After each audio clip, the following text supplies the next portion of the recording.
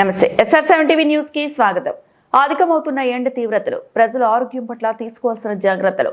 వైఎస్ఆర్ కడప జిల్లా రాధాకృష్ణ నగర్ పట్టణ ప్రాథమిక ఆరోగ్య కేంద్రం రోజు రోజుకు పెరుగుతున్న వేసవి తీవ్రతను ప్రజల దృష్టిలో ఉంచుకొని తగిన జాగ్రత్తలు పాటించి ఆరోగ్యాన్ని కాపాడుకోవాలి. ఈ సందర్భంగా పట్టణ ప్రాథమిక ఆరోగ్య కేంద్రం వైద్యాధికారి డాక్టర్ సుమధుర మాట్లాడుతూ ముఖ్యంగా రైతులు, రైతు కూలీలు, ఉపాధి కూలీలు, భవన నిర్మాణ కార్మికులు, పశువుల కాపర్లు, గొర్రెల కాపర్లు ఎండ తీవ్రత తక్కువగా ఉన్న సమయం ఉదయం 10 గంటల లోపల సాయంత్రం 4 గంటలకు పైన మాత్రమే వీరి యొక్క పనులు చేసుకోవాలని, ఎండకు ప్రయాణించేవారు తలకు టోపీ ధరించి కానీ గొడుగు నీడ కానీ వెళ్లాలని, అలాగే వీరు ఎక్కువగా త్రాగుతుండాలని, ORS, పండ్ల రసాలు, మజ్జిగ లాంటివి తాగుతుండాలని, వడదెబ్బకు గురైన వారు నీరసంగా ఉండటం, తల తిరగడం, తలనొప్పిగా ఉండటం, జ్వరం రావడం లాంటి లక్షణాలు ఉన్నా వారిని వెంటనే మనకు దగ్గరలో ఉన్న ప్రాథమిక ఆరోగ్య కేంద్రానికి తీసుకెళ్లి వైద్యునితో సంప్రదించాలని, వడదెబ్బకు గురైన వారికి ప్రత్యేక చికిత్స అందించడం జరుగుతుందని తెలిపారు. ఆర్వి కృష్ణారెడ్డి, అన్నమయ్య జిల్లా, వైఎస్ఆర్ కడప జిల్లాల ఇన్ఛార్జ్. నమస్తే, SR7 టీవీకి స్వాగతం.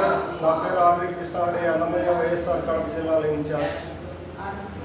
మరి వేసవి కాలం ప్రారంభమై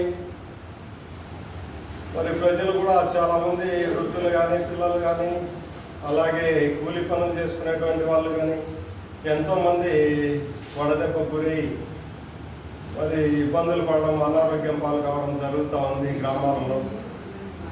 మరి ఇలాంటి పరిస్థితులలో మన వైద్య ఆరోగ్య శాఖ నుంచి మరి ప్రజలకు కల్పించేటువంటి ఈ వడదెబ్బకు సంబంధించిన సౌకర్యాలు ఏంటి, అవగాహన కార్యక్రమాలు ఏంటి అనేటువంటిది మన వైఎస్ఆర్ కడప జిల్లా ఇది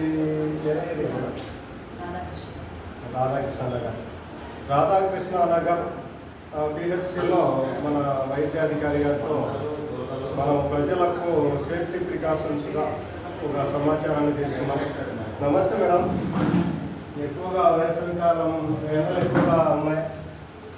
ఇలాంటి పరిస్థితులలో మరి గొర్రెలకాడి పోయేటువంటి కాపర్లు కానీ, పశువుల కాపర్లు కానీ, కూలి పనులు చేసుకునేటువంటి వాళ్ళు, ఇలాంటి వాళ్ళందరూ కూడా వృద్ధులు ముఖ్యంగా మరి వేసవి తీవ్రతకు గురి కావడం, అనారోగ్యం కావడం జరుగుతూ ఉంది. ఇలాంటి పరిస్థితులలో మీరు ఇచ్చేటువంటి సేఫ్టీ ప్రికాషన్స్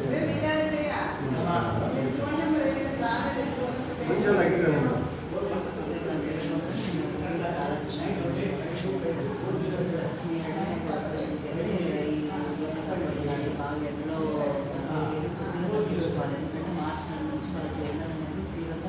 ఎక్కువగా ఉంటుంది. మార్చి, ఏప్రిల్, మే కోరుకోని ఎండలు ఎక్కువ ఉంటాయి తప్ప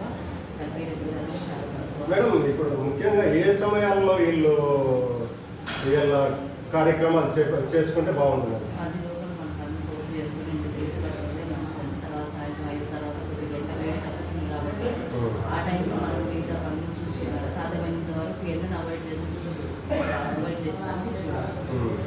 పనులు అనేది వాళ్ళు పిలుచుకొని వచ్చేయాలి. ఆ తర్వాత 5 తర్వాత కొద్దిగా చల్లబడుతుంది కాబట్టి ఆ టైంలో వెళ్తున్నప్పుడు కూడా బాగా గొడుగు కానీ టోపీ కానీ కలిస్తే మరీ మంచిది. ఈ బట్టలు కూడా కాటన్కి సంబంధించినవి లేదా పల్సరి దుస్తులు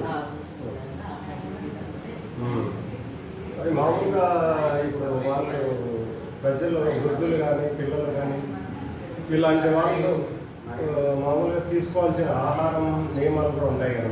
వేసవికాలంలో మామూలుగా మనం తీసుకునే ఆహారంలో ఎక్కువ నీటి శాతంతో ఉన్న ఫ్రూట్స్ కానీ, నీరు ఎక్కువ తీసుకోవడం కానీ, మనం మామూలుగా తీసుకున్న దానికన్నా 10% నీరు ఎక్కువ తీసుకోవాల్సి వస్తుంది. ఎందుకంటే బయట వేడిని తట్టుకునే దానికోసం మంచి మన శరీరం అనేది చెమట రూపంలో బాడీని కూల్ చేయడానికి ఒంట్లో ఉన్న నీరు చెమట రూపంలో బయటకు వస్తుందండి. దానివల్ల మన ఒంట్లో నీరు శాతం అనేది తగ్గుతుంది.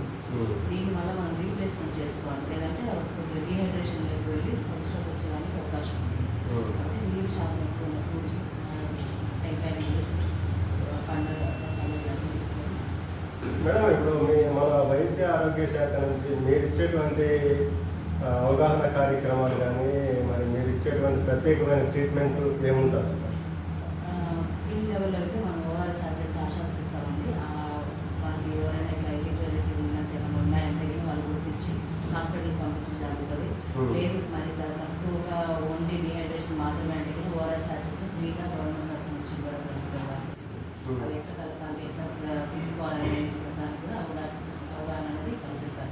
ప్రతిరోజు కొద్దిగా ఏరియాలో మనం ప్రూవ్ చేసుకొని వాళ్ళకి అవేర్నెస్ క్యాంపెయిన్స్ అనేది జరిపించడం జరుగుతుంది. ఫీల్డ్ లెవెల్లో హాస్పిటల్లో కూడా మనకి ఏదైనా డీహైడ్రేషన్ సంవత్సరం కేసు వస్తే ఇక్కడ మేనేజ్ చేయడానికి మనకు తగిన సౌకర్యాలు అయితే కల్పిస్తున్నాం. మరి చివరిగా మేడం, మన మనిషి ఆరోగ్యంగా ఉండాలంటే వారికి మీరు ఇచ్చేటువంటి మెసేజ్ మంచి ఫుడ్ తీసుకోవాలండి. తీసుకోవడం కూడా మంచి ఫుడ్ తీసుకోవాలి, మంచి ఫ్రూట్స్, మంచి డైట్ తీసుకొని కొద్దిగా ఫిజికల్ యాక్టివిటీ పెట్టుకోవాలి. ఇప్పుడున్న పరిస్థితులకు కొద్దిగా లైఫ్ టైం అనేది మనం పెంచుకోవడానికి అవకాశం ఉంది.